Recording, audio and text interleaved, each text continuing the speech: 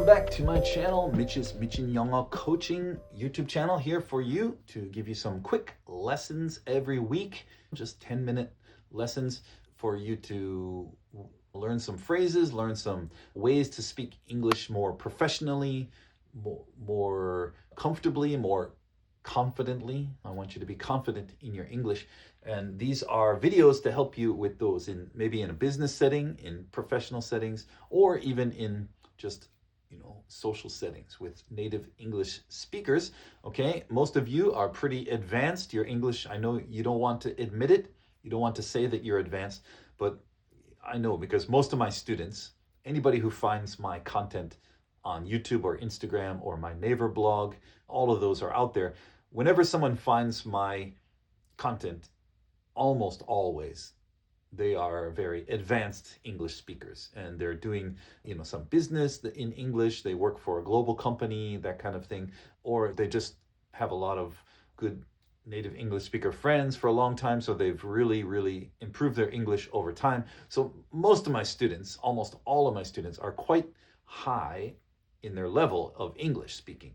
Okay, but they want to take it that one step further to be able to speak more and more like a native English speaker, to be able to think, when they are trying to think of the proper terms, the proper words, the proper phrases, they want it to come out faster, they want it to come out more smoothly. So that's what I'm doing here with this video and all my videos and all of my content. If you go to my website at mitchinenglishcoach.com, you can find at the bottom, you'll find a link to all my social media places. You can see those there if you haven't found them already. Okay, so today in this video, another great video for you today. I'm going to teach you 5 phrasal verbs that will help you when doing business in English. Okay, phrasal verbs are very common in English, and so when you learn vocabulary, I always try to teach my students phrasal verbs, phrases in general, but especially phrasal verbs, because we use them so much in English. Okay,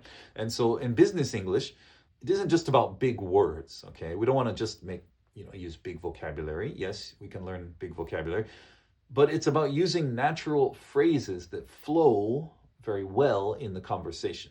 Okay, that's how to sound more professional. You don't want to just come out with lots of big vocabulary, things like that. That's not going to impress anybody. But the way to sound like a native English speaker is to use these kind of phrasal verbs in the correct context. It will make your sentences very smooth. It will make the things you're saying very clear. Your communication will be much clearer.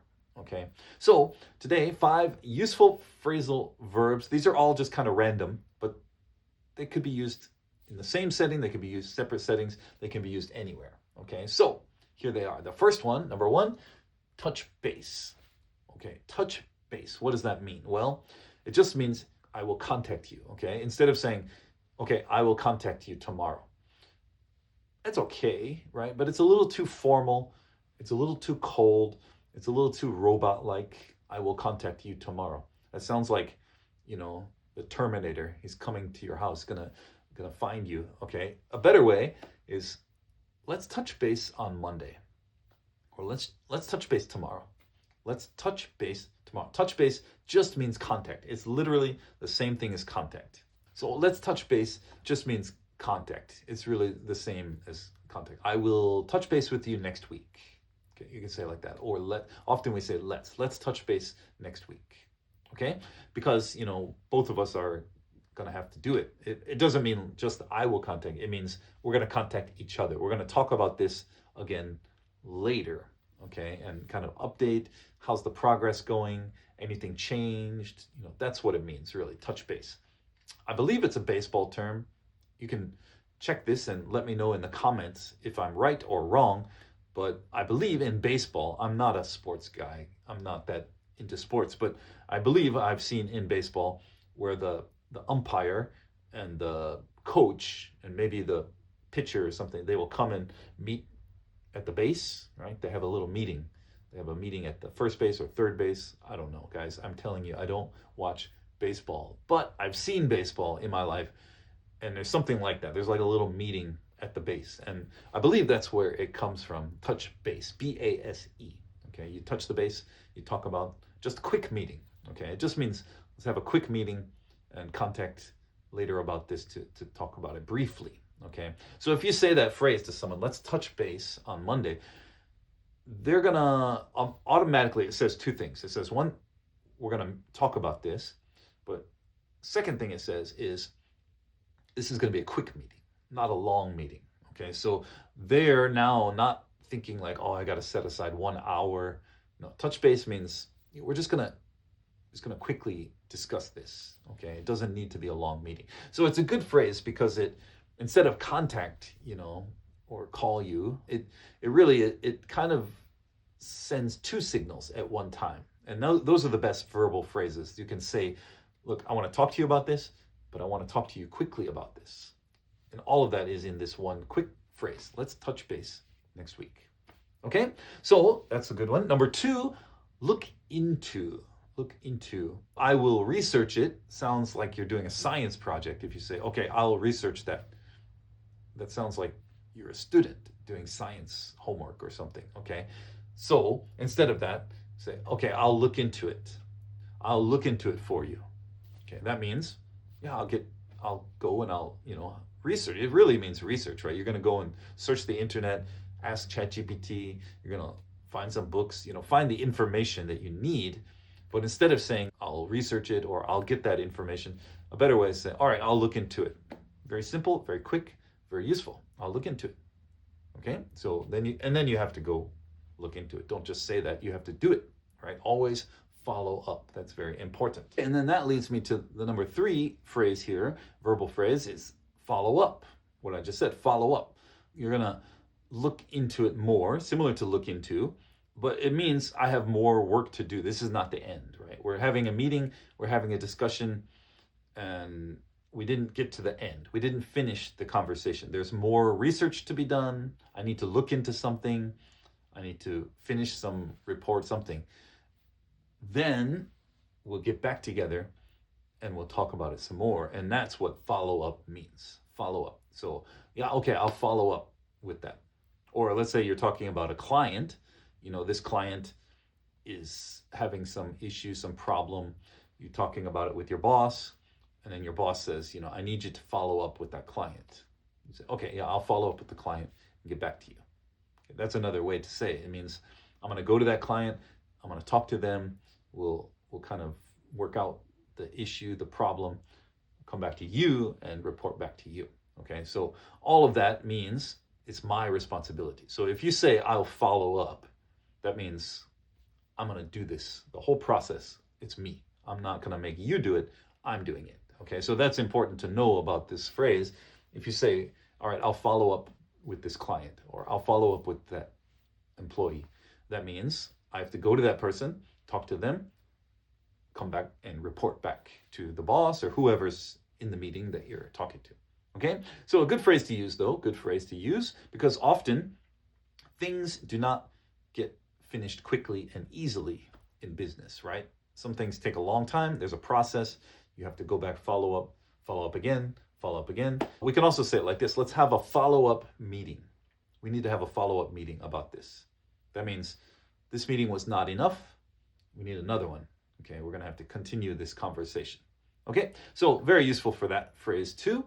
Another one, number 4, circle back. Circle back. This is also connected to what I just said, follow-up meeting. Let's say you have a meeting, didn't finish everything, you need to have a follow-up meeting. Okay, you could say, let's have a follow-up meeting to talk about this. Another phrase you can use is, let's circle back. Let's circle back. That means, let's come back to this topic. Okay, let's talk later. Sounds very basic. Let's talk later. That sounds a little rude almost, like you say, okay, let's talk later. That means I don't want to talk to you. But circle back is when you ran out of time. Sometimes you run out of time in a meeting. You say, okay, well, it's lunchtime. So let's circle back to this after lunch. That means I don't want to move on from this topic. We're not done. We need to finish this conversation. So let's circle back to this. Or like in the previous example, follow up. Let's say you need to follow up with the client.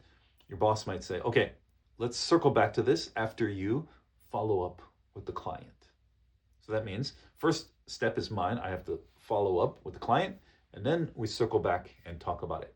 Okay, circle back just means, go in a circle, come back. So it's a good phrase to use in a meeting, in a conversation about a project, anything where you need to continue, pick up where you left off from before. Okay, and then number 5, the last one, fill in. Fill someone in means you're going to explain. Okay, this one's similar to touch base. Touch base, fill me in on that topic. Okay, instead of saying, tell me, teach me, show me, a good way to say, can you fill me in on what I missed? Like I was late. Oh, I'm sorry, I was late. Can you fill me in on what I missed? That means tell me, talk to me.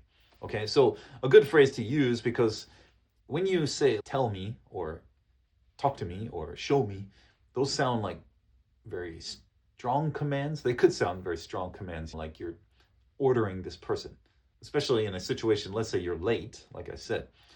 You're not really, you're the one that was late, so it's hard to say like, okay, tell me what I missed. Right now you're bossing them around after you were late. A little bit rude, right? So this phrase is good because, could you fill me in on what I missed? It just sounds softer. It sounds more friendly. It sounds not so pushy, right? Not so strong. Okay, so a good one to use in those kind of situations, but really any situation where you just need to know the information that you missed. Say, okay, guys, can you fill me in? Like let's say they were talking about something and you didn't hear. You say, I'm sorry, could you fill me on that part? I got a phone call. Could you fill me in on what I missed? Okay, any of those situations where you missed it, you missed the information, fill me in. That means just tell me. Okay, so all of those will be good for you. All 5 of those phrasal verbs, write them down, use them, try to use them in your meetings, in your phone conversations, whatever, any conversation, you can use these. And these are not just business phrases either. We use these in everyday conversation with friends as well. Okay, so very useful, very good verbal phrases. I'll try to keep bringing you more and more of these because there's so many, and they're all very, very useful. Okay, everybody, that's it. I'll see you in the next video. Go to my website, mitchinenergycoach.com, and you can find more information about my classes, about my online video courses, and study hard.